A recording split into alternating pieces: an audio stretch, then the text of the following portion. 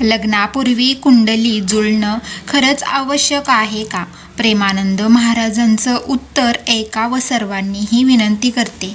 हिंदू धर्मात लग्नापूर्वी कुंडली जुळवावी का या परंपरेबद्दल प्रेमानंदजी महाराज यांनी अगदी महत्त्वाची माहिती दिली आहे. अनेक जण लग्नाआधी कुंडली जुळवतात आणि मग लग्न करतात. पण हे खरंच करायची गरज आहे का? जेव्हा घरात मुलगा वा मुलगी जन्माला येतात तेव्हा पालक सर्वात आधी त्यांची कुंडली जन्मपत्रिका बनवतात, जेणेकरून त्यांना कळेल की ते मोठे झाल्यावर त्यांचे भविष्य कसे असेल, त्यांचे वैवाहिक जीवन कसे असेल, ते त्यांच्या कार्यक्षेत्रात आणि व्यवसायात किती प्रगती करतील इत्यादी. लोक त्यांच्या कुंडली बनवून कोणत्या ग्रह दोषाचा त्यांच्यावर परिणाम होऊ शकतो, त्यांच्यावर कोणत्या समस्या येऊ शकतात इत्यादी जाणून घेतात. विशेषतः जेव्हा कोणी लग्न करते तेव्हा लोक मुलगा आणि मुलीच्या कुंडली जुळवतात. हिंदू धर्मात अनेकदा जुळवल्या जातात. असे मानले जाते की यावरून मुलगा आणि मुलगी यांचे गुण किती सुसंगत आहेत हे दिसून येते. त्यांचे लग्न आनंदी होईल का? वैवाहिक जीवनात कटुता, वेदना, भांडणे होणार नाहीत ना? मुलगा किंवा मुलगी मांगलिक आहे की नाही हे देखील पाहिले जाते. कुंडली जुळवणे काय आहे?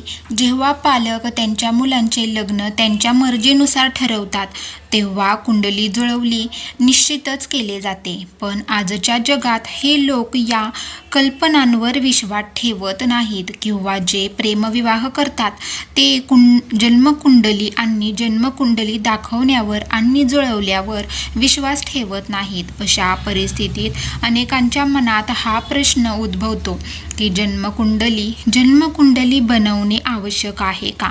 प्रेमानंदजी महाराजांच्या सभेत एका महिलेने हाच प्रश्न विचारला. प्रेमानंदजींनी त्या महिलेला काय उत्तर दिले ते जाणून घेऊया. जन्मकुंडली बनवणे किती आणि का महत्त्वाचे आहे? काय सांगतात प्रेमानंद महाराज? प्रेमानंदजी महाराजांच्या एका सभेत एका महिलेने त्यांना विचारले की जन्मकुंडली आणि जन्मकुंडली बनवणे महत्त्वाचे आहे का? प्रेमानंदजी महाराज यांनी या प्रश्नाचे उत्तर हसत मुखाने दिले. ते म्हणाले की जर लग्न करायचे असेल तर ते आवश्यक आहे. तर तुम्हाला बाबाजी बनायचे असेल तर ती काही मोठी गोष्ट नाही. ते पुढे म्हणाले की आजकाल असा काळ आला आहे की कुंडली कोण पाहते, माझ्यात किती गुण आहेत, आज हे सगळं कुठे जात आहे? आजकाल प्रेमविवाह होतात, त्यात हे सगळं कुठे पाहिलं जाते? चांगले विचार गरजेचे. मग एका व्यक्तीने प्रेमानंद महाराज यांच्या बैठकीत म्हटले की आता ज्यांच्या कुंडलीतील गुण जास्त जुळतात तेही आपापसात भांडत आहेत. यावर प्रेमानंदजी महाराज म्हणतात की पहा, चांगले विचार असतील तरच पुढे थांबतील. कुंडली तुम्हाला काही चांगले विचार येण्यास मदत करेल. जर तुमचे विचार चांगले असतील तरच तुम्ही सकारात्मक विचारांकडे वाटचाल करू शकाल.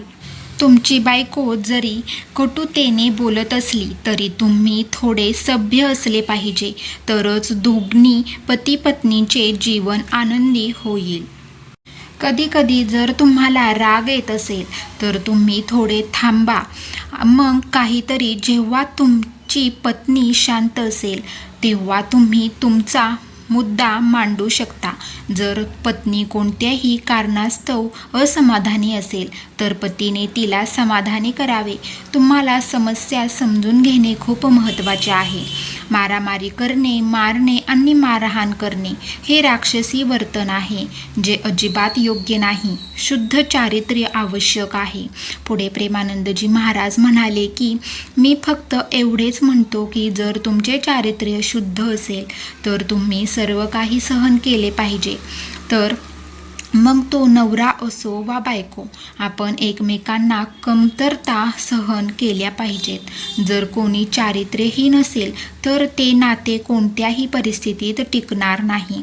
जर एखाद्यामध्ये इतर काही कमतरता असतील तर ते ठीक आहे, पण तो चारित्र्यहीन नसावा.